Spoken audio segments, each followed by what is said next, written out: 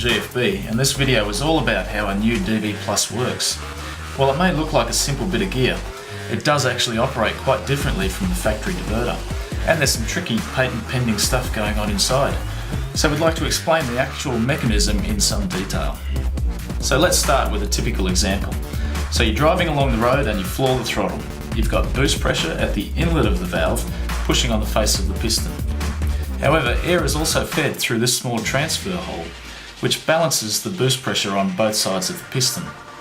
And the important thing is, the area here is about 20% smaller than the area on the back of the piston. So that means for any given boost pressure, there's 20% more force pushing it closed than there is pushing it open. So that means the piston is going to stay shut no matter what the boost pressure is, and even if you remove the spring entirely. And when you lift off the throttle, the ECU will energise the solenoid coil, and the plunger inside here will retract.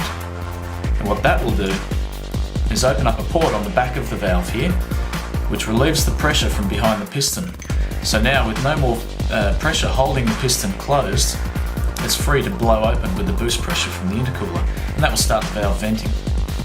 And when you reopen the throttle, the solenoid will be turned off, the plunger closes this port, and that means the pressure once again equalises on both sides of the piston, and it will snap shut and you're ready to go again.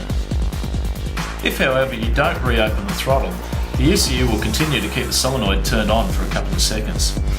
As the DV Plus vents, the intercooler pressure will drop and the spring will actually start to close the piston until there's no more pressure left, and then the piston will be fully shut.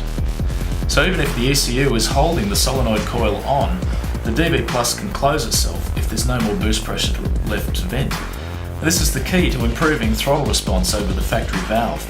You only vent just enough air to get the job done, which is to prevent compressor surge. Venting more air than necessary only increases lag, which is what the factory diverter valve does, since it can only operate in two states. It's either open or shut. The factory diverter valve has no ability to progressively close or open in response to the boost pressure in the pipes. Okay, so now you might be wondering how fast all this can really happen, since there's quite a lot going on. We'll take a look at this video.